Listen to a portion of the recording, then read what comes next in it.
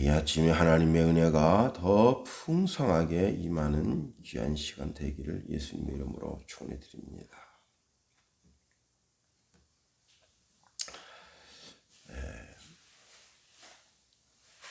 최근에 이제 미국에 이 한국인들이 어려움을 겪고 있다고 합니다. 그도 그런 것이 뉴스에 보니까 무엇이 나오는가 하면 그 한인족 그 한국 사람이 이제 샵에서 네일 아트를 하는데 거기에 흑인 청년이 들어와서 그냥 무차별로 그 주인을 때려요.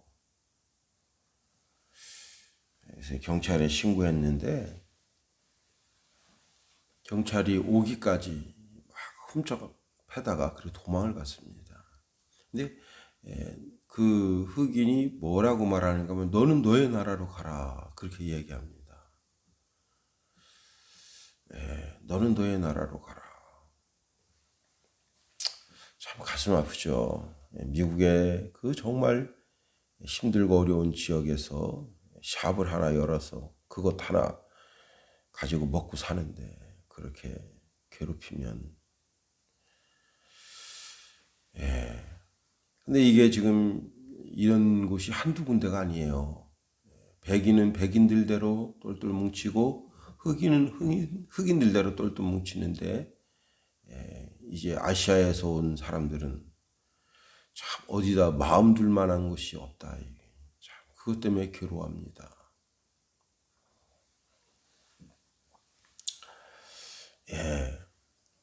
아주 오래전에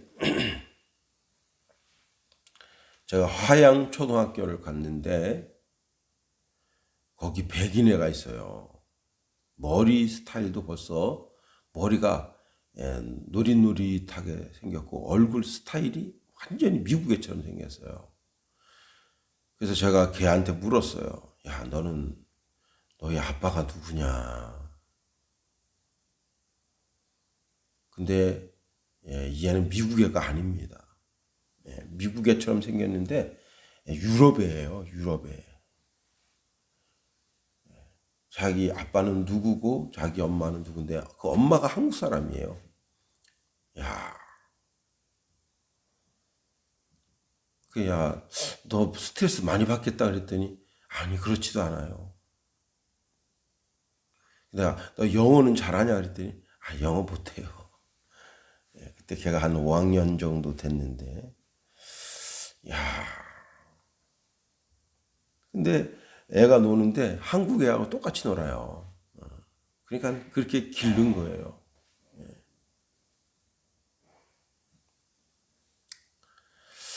자, 사울이 오늘 본문에 보면 인종 청소를 하려고 달겨들었어요. 인종 청소. 그래서 다윗이 사울 왕이 쓰잘데없는 짓을 했어요. 그래서 자기 지역에 살고 있었던 타 민족에 대해서 그러니까 이 사울이 왕 되었을 때 민족의 순수성을 지키려고 노력하지 않았는가 하는 생각을 가지게 됩니다. 그로 인해서 일어난 일이에요, 이게. 자, 하여튼지 간에 오늘 본문에 있는 말씀을 통해서 한번 말씀을 살펴보겠습니다. 자, 이제 3년 동안 비가 오지 않았어요. 그래서 다윗이 야, 이거 3년 동안 비가 오지 않으니까 이제 정말 이스라엘 전체에 큰 기근이 있는 것 아니겠어요? 원래 이 이스라엘 사람들은 이런 기근이 올 때 이것이 하나님의 징계다. 그런 이제 한 해 그런 기근이 왔으면 그렇다 하지만 거듭해서 3년 동안 하니까 하나님께 다윗이 물은 겁니다. 자,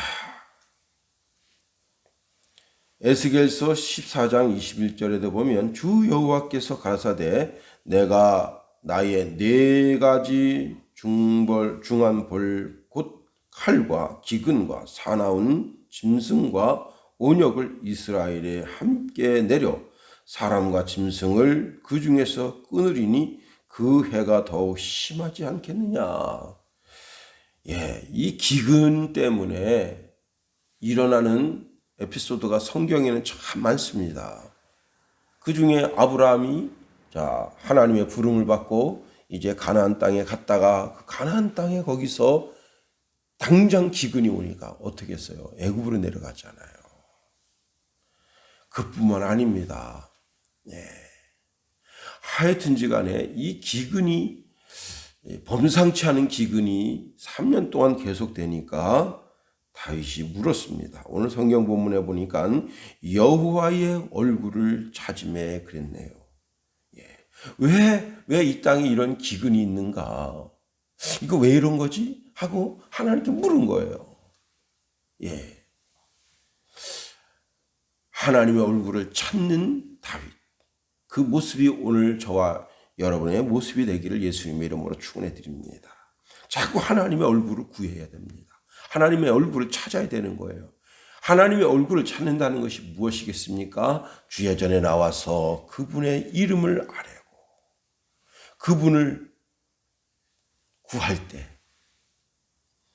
하나님을 가까이 하는 것이 우리의 복이 되는 것 아니겠습니까? 자, 오늘 본문의 말씀에 보면 다윗 시대에 연분년 3년 기근이 있으므로 다윗이 여호와 앞에 간구하며 여호와께서 가라사대 이는 사울과 피를 흘린 그 집을 인함이니 저가 기브온 사람을 죽였음이니라 하시니라 말씀하십니다.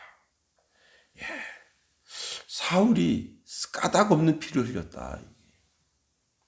그래서 그 기브온 사람들을 죽였다. 이런 답이 하나님께로부터 왔습니다. 이 기브온 사람이 누굽니까? 여호수아서 9장에 보면 이 기브온 사람에 대해서 이야기가 나옵니다. 원래 이 기브온 사람들은요 아모리 족속의 이방인이죠. 이 기브온 사람의 이야기는 여호수아가 이제 가나안 땅을 정복할 때 그때 기브온 사람들이 이스라엘 사람들에 대한 소문을 듣습니다. 야, 10가지 재앙을 통해서 살아남은 민족이다. 애굽 민족은 그 10가지 재앙을 통해서 장자들이 다 죽었다더라. 홍해를 건넜다더라. 그리고 하늘에서 만나를 그리고 메추라기를 불기둥 구름기둥 그냥 성경에 출애굽기에 나와 있는 모든 기사를 이들이 듣습니다. 문제는 뭐냐면 요단강 건너편 살고 있던 사람들은 이미 다 정복당해서 다 죽은 거예요. 요단강을 건너서 이제 가나안 땅 안으로 들어오는데 이거 가만히 있으면 어떻게 되겠어요? 전쟁이 일어나면 다 죽는 거 아니에요.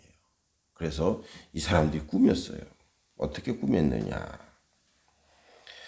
이들이 이제 마치 아주 먼 데서 온 사람처럼 신발도 옷도 그리고 이제 그들이 가지고 가는 양식도 다 그냥 먼 데서 온 것처럼 막 곰팡이 난 떡, 그 다음에 갓 찢어진 가죽 부대 이렇게 꾸미고 가서 여호수아와 언약을 맺었는데 여호와의 이름으로 그들이 선언했습니다. 그리고 3일 길 가보니까 그들의 성이 있었어요. 자, 그래서 이들은 이스라엘 족속 안에서 허들의 일을 하면서 살도록 그렇게 명령된 겁니다. 자, 그런데 사울이 왕이 되어 난 후에 인종 청소를 시작한 겁니다. 이스라엘 안에는 순수한 이스라엘 백성만 있어야 된다 해서 이들을 죽이기 시작한 거예요. 대학살 사건이 일어난 겁니다.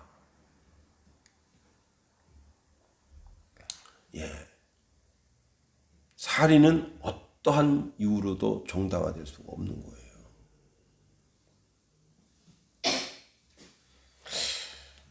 자, 그래서 그것 때문에 하나님의 심판이 그들에게 임한 겁니다.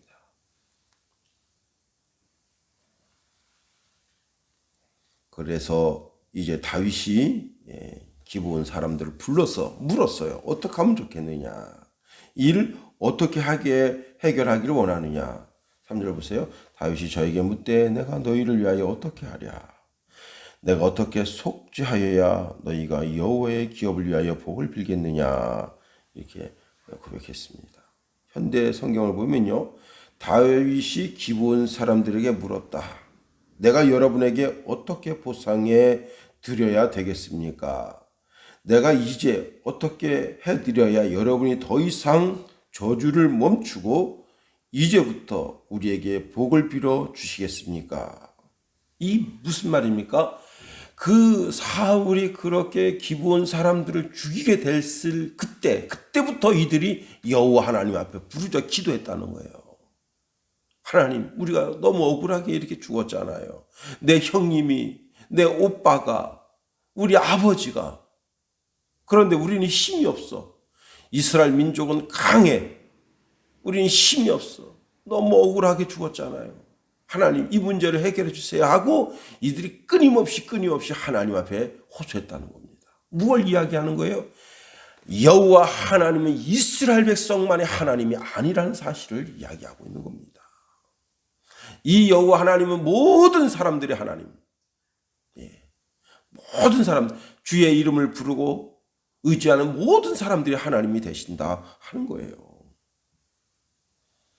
아무리 다윗이라도 그 문제를 스스로 해결할 수가 없는 거예요. 아무리 사울이라도 그 문제를 해결할 수 없는 거예요. 이 문제는 오직 하나님만이 해결자가 되시는 겁니다. 자, 그래서 답을 냈어요. 그 답이 뭐냐면 4절 보세요. 기브온 사람이 대답하되 사울과 그 집과 우리 사이의 일은 은금에 있지 않습니다. 사람 죽여놓고 돈으로다가 해결할 수 있는 그런 성질의 것이 아닙니다. 그러니까 한두 사람이 죽은 게 아니라는 거예요. 혹 수천 수만 명이 죽었다 하더라도 이것은 은금으로 해결하시는 것이 아니다. 자, 이스라엘 가운데 사람을 죽이는 일은 우리에게 있지 아니하니이다. 왕이 가로되 너희의 말하는 대로 시행하리라 그랬습니다. 자, 그랬더니 이제 어떻게 했습니까? 사울 왕가의 사람 7을 내라 했어요. 이 7이라고 하는 숫자는 원래 하나님의 숫자잖아요. 동서남북 삼일체 하나님이 주관하신다. 참 7이라고 하는 숫자가 의미가 심장합니다.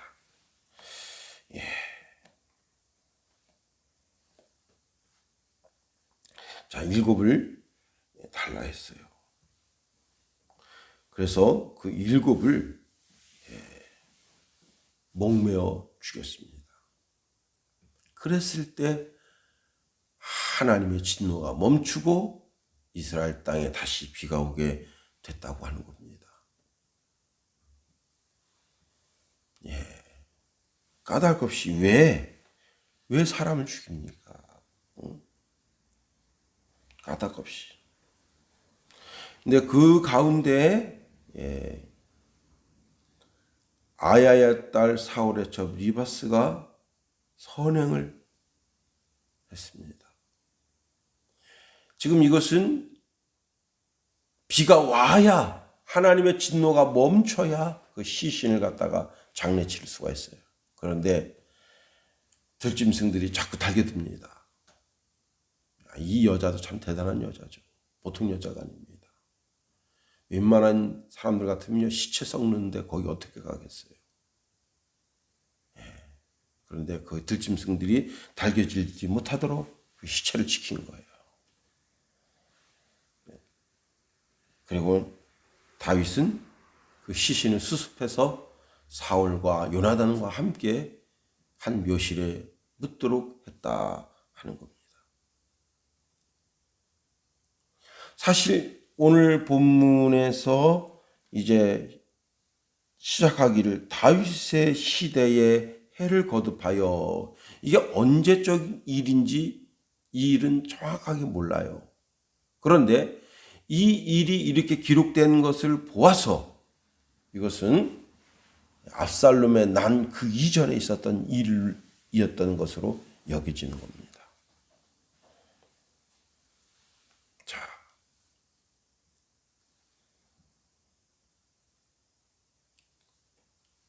다시 이제 현실로 돌아와서 요즘 이제 외국인들이 우리 주변에 참 많아요.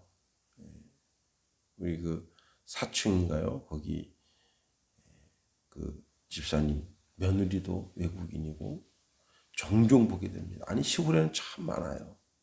우리 친구들 가운데에도 외국인 여인과 결혼해서 자녀를 낳고 그 가정을 꾸리고 살아가는 사람들도 많습니다.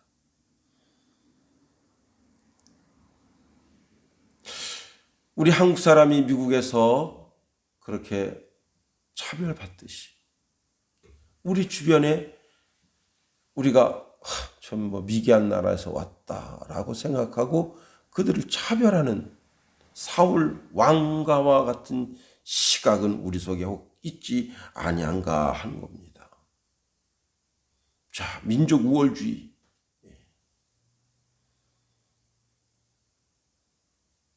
우리가 사람 위에 사람 없고 사람 밑에 사람 없다 그렇게 말하면서도 은근히 저 중국 사람들, 저 러시아 사람들, 저 일본 사람들, 일본 사람들은 좀 그렇네요.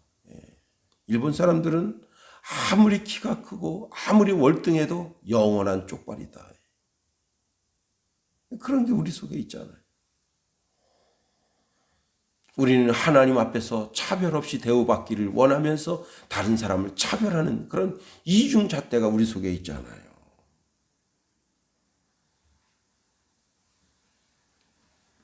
아니, 한국인끼리는 또 차별은 없습니까? 물질로 사람을 차별하고 아파트 사이즈로 사람을 차별하고 자동차 사이즈로 사람을 차별하고 그 어리석음에 시작돼서 결국은 하나님의 진노를 받고야만 이 사울 왕가. 오늘 우리 모습을 되돌아보면서 우리가 깨달을 바는 없겠는가 하는 겁니다. 바울 사도는 이렇게 이야기합니다. 유대인이나 헬라인이나 차별이 없습니다.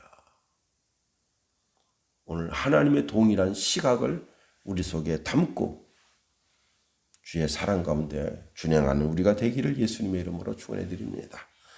주기도문 하겠어요. 하늘에 계신 우리 아버지, 아버지의 이름을 거룩하게 하시며 아버지의 나라가 오게 하시며 아버지의 뜻이 하늘에서와 같이 땅에서도 이루어지게 하소서. 오늘 우리에게 일용할 양식을 주시고 우리가 우리에게 잘못한 사람을 용서하여 준 것 같이 우리 죄를 용서하여 주시고 우리를 시험에 빠지지 않게 하시고 악에서 구하소서. 나라와 권능과 영광이 영원히 아버지의 것입니다. 아멘.